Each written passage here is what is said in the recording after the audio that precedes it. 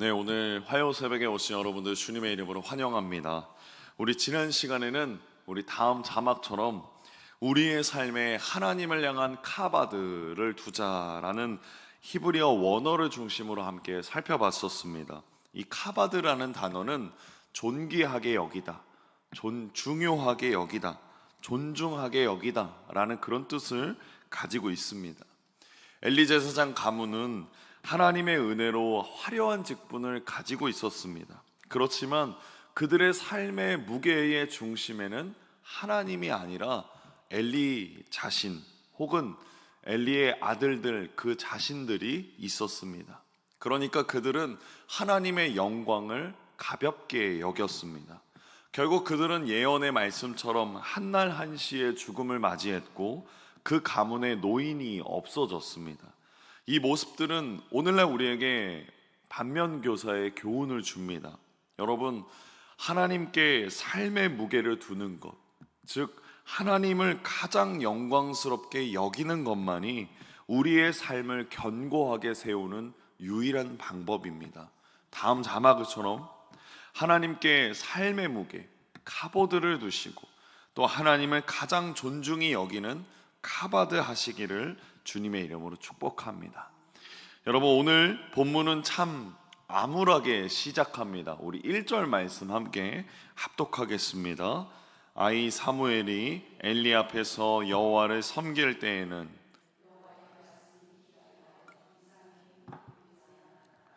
여러분, 노란색으로 표시된 부분을 보십시오. 후반절에 보시면 여호와의 말씀이 희귀하여 이상이 흔히 보이지 않았더라 라고 시작합니다.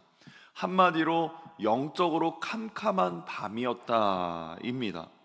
엘리 제사장 타락했고 두 아들은 타락했고 성막의 제사는 엉망진창이었습니다. 하나님의 음성이 들리지 않는 이 시대에 바로 그때 어린 사무엘이 성막에서 잠을 자고 있었습니다. 그런데 3절을 보시면 아주 중요한 단서가 하나 나옵니다. 우리 함께 합독하겠습니다. 하나님의 등불은 아직 꺼지지 아니하였으며 사무엘은 하나님의 궤에 있는 여호와의 전 안에 누웠으니. 노란색으로 표시된 부분을 보십시오. 하나님의 등불은 아직 꺼지지 아니하였으며. 이 등불이 과연 무엇을 의미할까? 제가 주석을 보며 찾아보니까 레위기 24장 2절 말씀을 가리켰습니다. 그 말씀 같이 읽어보겠습니다. 이스라엘 자손에게 명령하여 불을 켜기 위하여 감람을 찧어낸 순결한 기름을 내게로 가져오게 하여 계속해서 등잔불을 켜둘지며. 하나님이 이스라엘 백성들에게 말씀하시는 이 율법에 어떻게 기록되고 있습니까? 성소의 등불, 성소에 있는 등잔불은 계속해서 밤새도록 켜두어야 된다라고 명시하고 있습니다. 이는 하나님께서 함께 하심을 상징합니다. 그리고 하나님께서 어둠 속에서 길을 알려주시는 하나님의 보호와 그리고 하나님의 임재를 상징하는 것이 등잔불이었습니다. 그런데 여러분, 지금은 어떤 시기입니까? 우리 다시 한번 1절의 말씀을 보십시오. 여호와의 말씀이 희귀하다. 말씀이 희귀한 시대입니다. 이스라엘의 영적 상태를 보여주는 상징적인 그 등불은 지금 꺼지기 직전의 상태였다라는 것입니다. 그런데 다시 한번 3절 말씀을 보십시오. 하나님의 등불은 어떻게 되어 있습니까? 아직 꺼지지 아니하였습니다. 성경은 아직 꺼지지 않았다라고 말합니다. 하나님은 이스라엘 백성들이 아무리 타락하고 말씀이 희귀해져도 그들을 포기하지 않으셨다라는 것입니다. 등불이 꺼지기 전에 하나님께서는 구원의 역사, 이스라엘 백성들을 다시 시작하게 하실 준비를 하고 계셨다라는 것입니다. 여러분, 다음 자막을 보십시오. 제가 이 말씀을 묵상하면서 이런 생각이 들었습니다. 어쩌면 오늘 이 시대가, 우리가 살고 있는 이 시대가 바로 이 등불이 꺼지기 직전의 시대이지 않을까, 그런 생각을 하게 됐습니다. 여러분, 다음 그림을 보십시오. 우리는 2장부터 계속해서 살펴봤었습니다. 지난 시간에 엘리 제사장 가문이 타락하였고 백성들의 신뢰도를 완전히 잃어버려서 지도자로서의 아무런 권위조차도 없는 그들의 모습을 우리는 보았습니다. 그런데 여러분, 다음 그림을 보십시오. 오늘날 교회가 세상으로부터 신뢰를 잃어버린 모습, 사실 우리는 알고 있지 않습니까? 일부 지도자들의 비리나 부도덕한 사건들이나 교회 안에서 사랑이 없어지고 교회 안에서 다른 이를 배려하는 모습이 사라지며 특별히 하나님의 말씀대로 사는 삶을 부끄럽게 여기고 교회의 권위가 땅에 떨어졌고 젊은 세대들은 교회를 비난하며 등을 돌리고 있습니다. 그래서 오른쪽 그래프에 보시면 작년도에 연합뉴스에서 조사한 그래프입니다. 신뢰하는 종교기관에 대하여서 개신교가 제일 마지막에 있습니다. 여러분, 이것이 오늘날 기독교의 모습입니다. 마치 성막의 등불이 꺼져가고 있는, 희미해져 가고 있는 그런 시대인 것 같습니다. 그런데 여러분, 오늘 본문의 3절처럼 하나님 포기하지 않으셨습니다. 깨어있는 소수의 사람들, 깨어있는 교회를 통하여 깨어있는 사무엘과 같은 사람들을 통해서 분명하게 하나님은 새로운 역사를 시작하실 것입니다. 그 의미에서 오늘 본문의 말씀의 제목을 정했습니다. 오늘 제목을 다시 한번 다음 자막을 통해 읽어보겠습니다. 듣는 귀를 가진 자. 여러분, 듣는 귀를 가진 자가 되기를 축복합니다. 하나님의 말씀을 샤마하는 그리스도인이 되어 주십시오. 오늘 설교의 핵심은요, 단 하나입니다. 듣는 귀입니다. 사무엘은 처음부터 하나님의 음성을 분별하지 못했습니다. 오늘 본문 말씀의 4절과 6절, 8절 말씀해 보십시오. 맨 처음에 이렇게 기록되어 있습니다. 여호와께서 사무엘을 부르시는지라. 또 6절에 보십시오. 여호와께서 다시 사무엘을 부르시는지라. 8절을 보십시오. 여호와께서 세 번째 사무엘을 부르시는지라. 하나님께서 그를 세 번이나 부르셨습니다. 그러나 사무엘은 어떻게 했습니까? 번번이 하나님의 음성이 아니라 엘리의 목소리라고 생각하고 엘리에게 찾아갔습니다. 그는 하나님의 음성이 어떤 소리인지 분별하지 못했습니다. 우리는 어떻습니까? 하나님은 우리에게 끊임없이 말씀하십니다. 성경을 통해서 말씀하시고요, 기도를 통해서 말씀하시고 예배 가운데 말씀하십니다. 때로는 예상치 못한 사건과 환경을 통해서 하나님은 말씀하십니다. 그때 우리의 반응은 어떻습니까? 하나님의 말씀을, 하나님이 우리에게 주시는 그 말씀들을 잘 듣고 계십니까? 히브리어로 이 듣다라는 이 단어는 샤마입니다.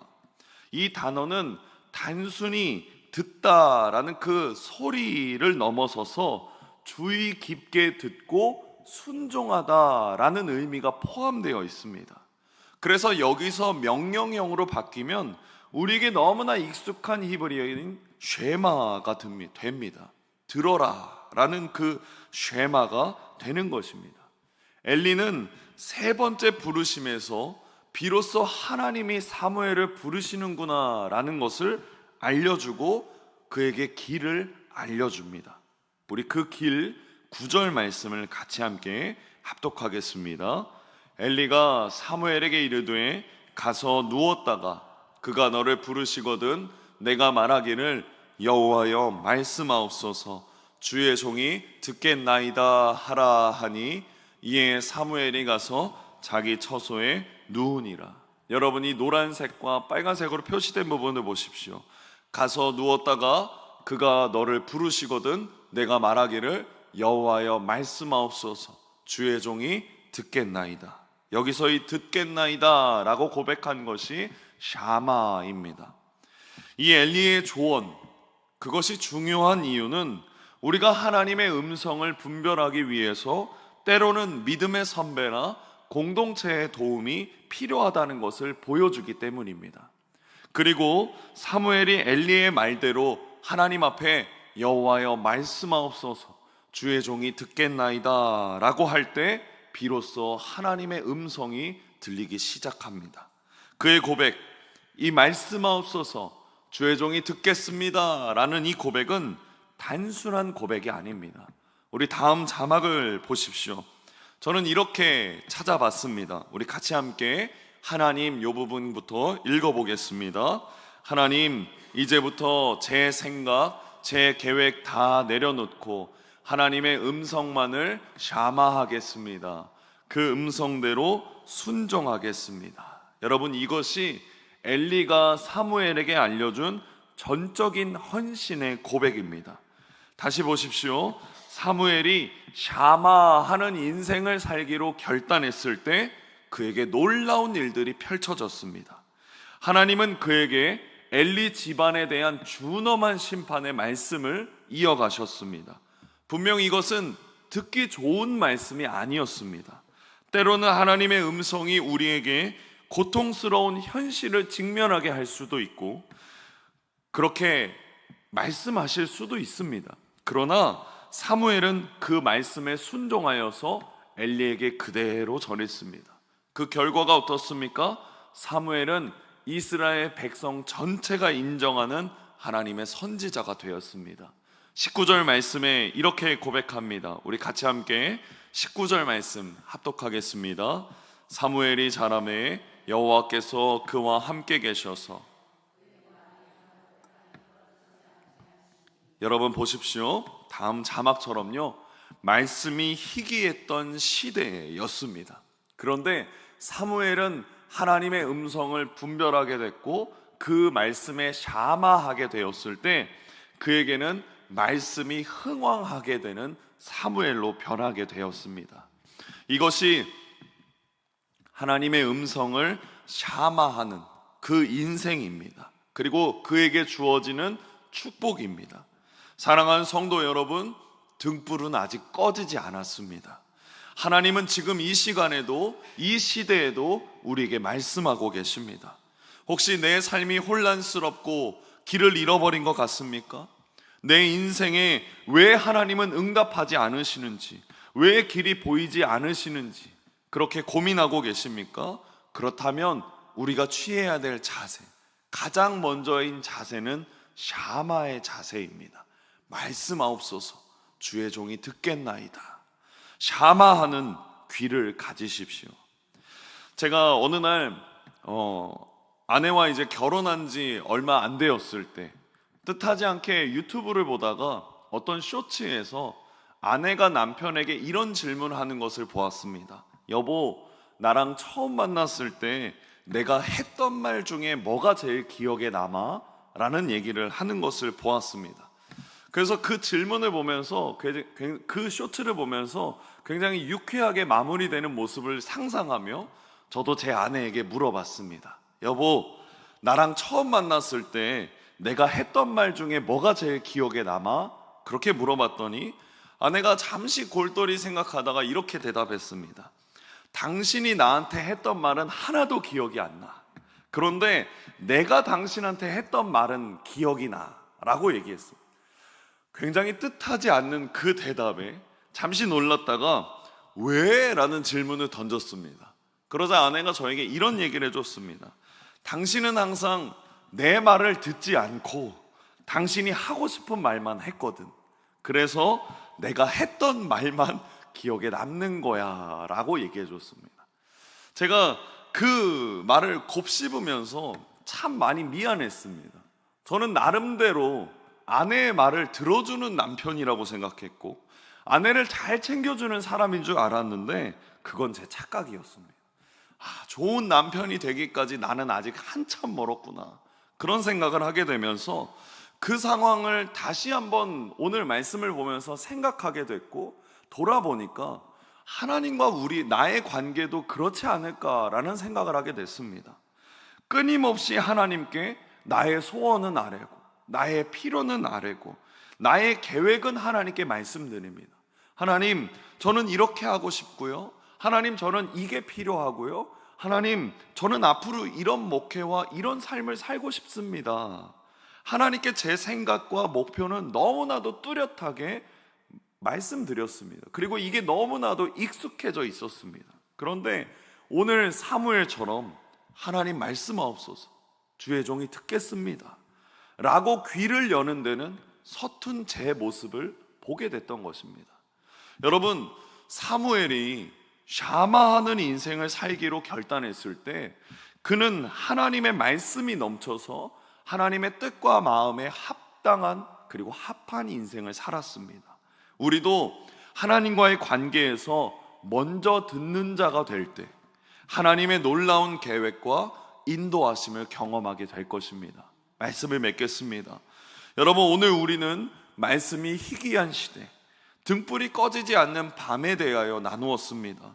어쩌면 우리도 사무엘처럼 하나님의 음성을 엘리 제사장의 목소리로 혹은 내 마음의 소리로 착각하고 있지는 않습니까?